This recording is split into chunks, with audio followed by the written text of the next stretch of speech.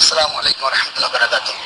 நான் சுலைமான் பேசுகிறேன். மனதை திறந்து பேசுகிறேன். வல்லாஹி பில்லாஹி அல்லாஹ்வுமே சத்தியமிட்டு சொல்வதாக இருந்தால், சில அமைச்சர்களும் குறிப்பாக வக்ஃப் போர்டுடைய தலைவர் தமிழ் மகன் ஹுசேன் என்னிடம் தொடர்பு கொண்டு முதலில் முடியாது என்று சொன்னேன். அதற்கு பிறகு ரொம்பவும் அழுத்தமாக என்னிடம் பேசியதன் காரணமாக வாருங்கள் சென்று அம்மாவை முதலமைச்சர் வந்து எப்படி இருக்காங்க ஹாஸ்பிட்டல் விசாரிச்சுட்டு அனைவரும் ஒரு துவா வைத்து வரலான்னாங்க. நான் போனேன். எம்ஜிஆர் மன்ற செயலாளர் தமிழ் மகன் ஹுசேன் தலைமையில் 30க்கும் மேற்பட்ட இஸ்லாமிய தொண்டர்கள் அப்போலோ மருத்துவமனை வாயில் முன்பு ஒன்று கூடி முதலமைச்சர் ஜெயலலிதா நலம் பெற வேண்டி ஃபாத்தியா எனும் சிறப்பு பிரார்த்தனை செய்தனர்.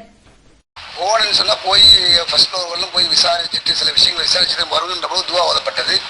துவா நான் ஓதவில்லை என்பதையும் கவனத்தில் கொள்ள வேண்டும். துவா நான் ஓதவில்லை என்பதையும் கவனத்தில் கொள்ள வேண்டும். துவா நான் ஓதவில்லை என்பதையும் கவனத்தில் கொள்ள வேண்டும். ரஹ்மானே வல்லவனே நாயனே நாயனே அல்லாஹ்வுடைய புரட்சி தலைவிக்கு சுகத்தை தருவாயாக, நோயை தீர்ப்பாயாக, சுகமாக வாழச் செய்வாயாக. எங்கே மனிதன் பொய் சொன்னானோ அதுதான் முதல் திருட்டு.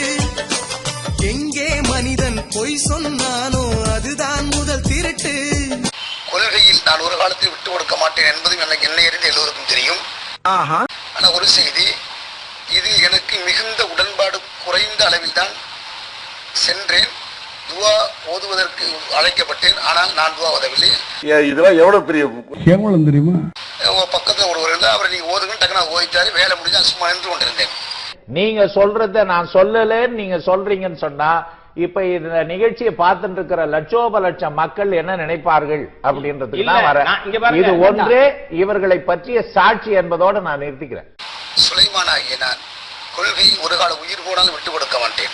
இது நான் மிகுந்த 100% உறுதியாக இருக்கிறேன். நீங்கள் நம்ப வேண்டும் என்பதற்காக நான் சொல்லவில்லை. உண்மையை உள்ளதை உள்ளபடி உளம் திறந்து பேசும் வார்த்தைகள் இது. உனக்கு வெக்கமே இல்லையாடா?